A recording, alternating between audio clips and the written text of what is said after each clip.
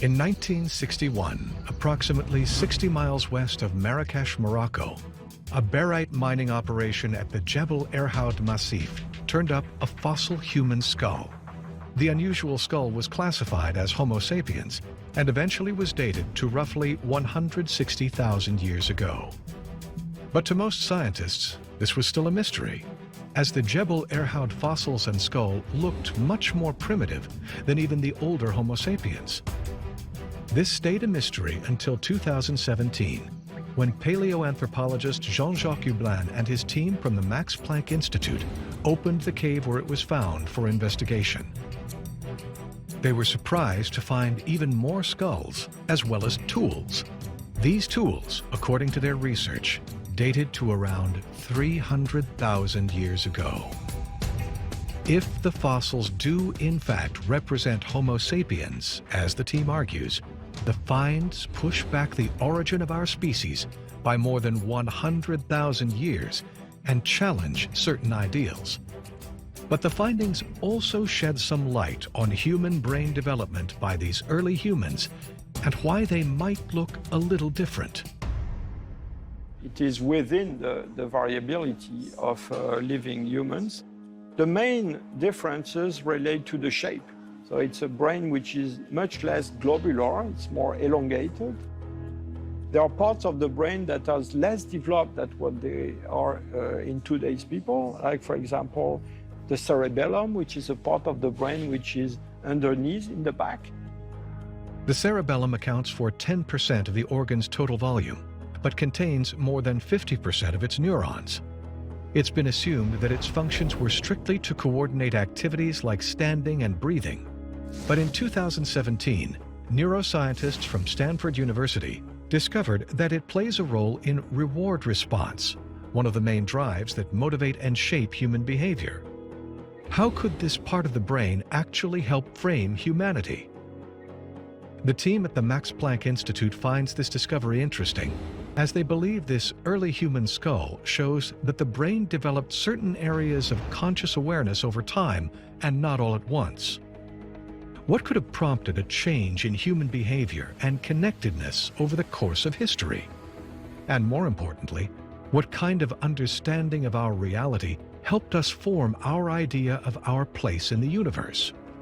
Several thousand miles south of the Jebel Irhoud cave resides a tribe with some interesting information on their development.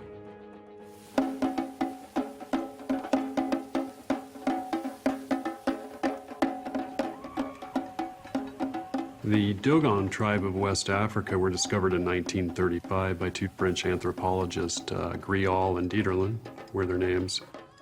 These two anthropologists eventually gained the respect of the Dogon shaman and were allowed to hear their sacred knowledge. What amazed these anthropologists was that the Dogon tribe possessed knowledge of the Sirius star system that no ancient people should ever have possessed. The Dogon tribe told them that not only was there a relationship between Sirius and our star, but they claimed that a group of what could only be described as alien creatures called the Nommos descended down to Earth, and that this group of beings imparted to them the knowledge that they then possessed about the Sirius star system. What they couldn't understand was how it was they had knowledge of a Sirius B, which is a white dwarf star. It's the smallest form of visible star that we know of, and we can barely see it with modern-day telescopes. And yet they knew of its absolute existence, and they called it Potolo, which is a tiny seed found in West Africa. And they said it's a tiny star, but it's the heaviest thing that there is. Well, they were alluding to the fact that white dwarf stars have some of the highest density of any stellar bodies that we know of. And that's not something an ancient people should have known anything about. They even spoke of a Sirius C, yet another stellar body in the Sirius star system, something which wasn't proven to be true until 1995, a full 60 years after the discovery of this tribe. Is it possible the Dogon tribe were taught certain understandings of the universe by beings from Sirius? If so, who were these strange beings called the Nommos, and how did they influence a species? The most interesting thing that I've found about the Dogon tribe is that they highly revere twins.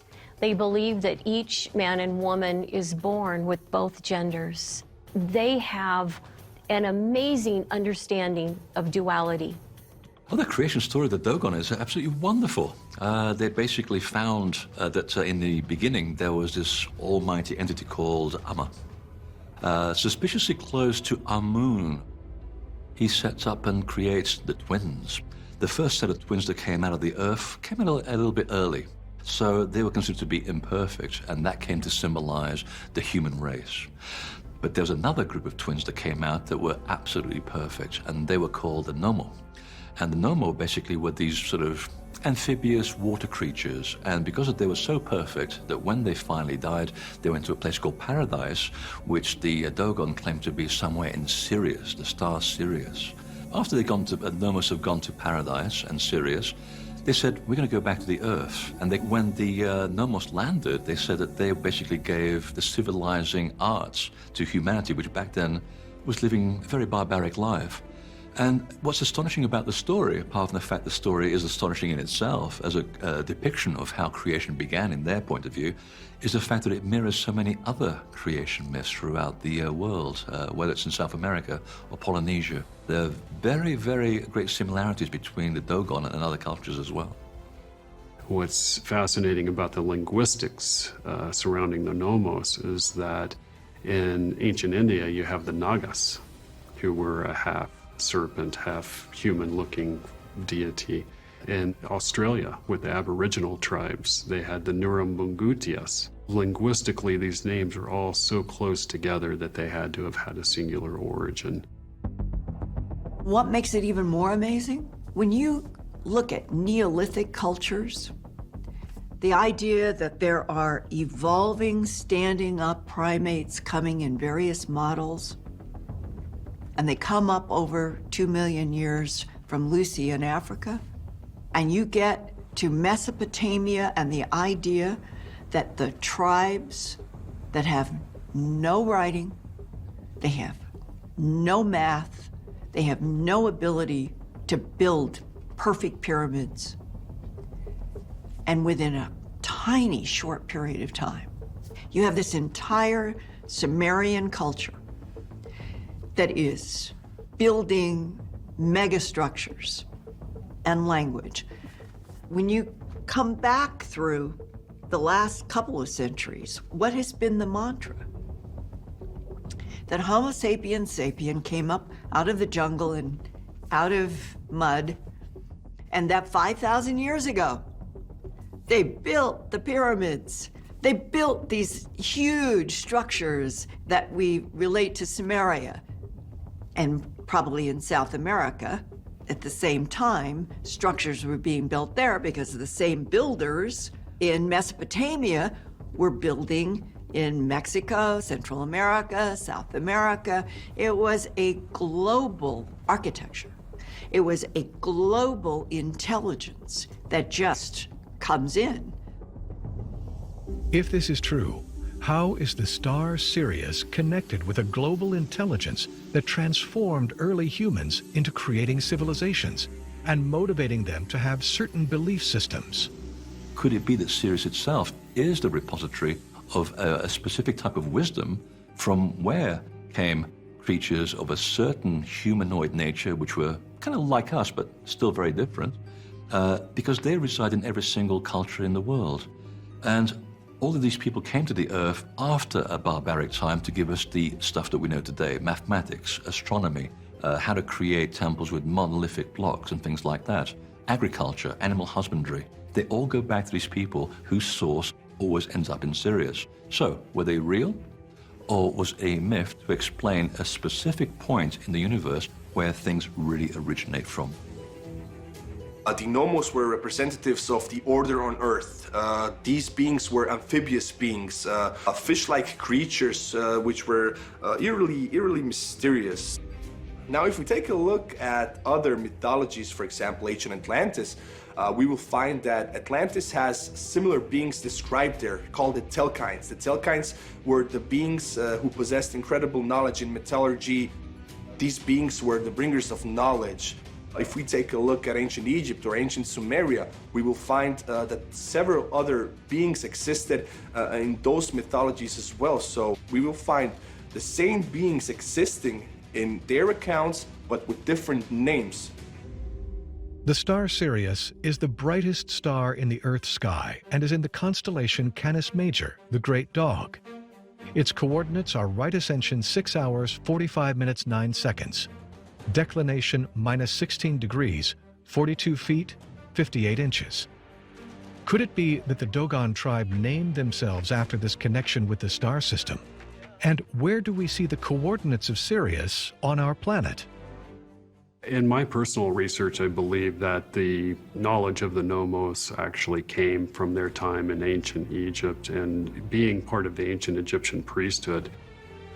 The Dogon said that they had actually came from ancient Egypt.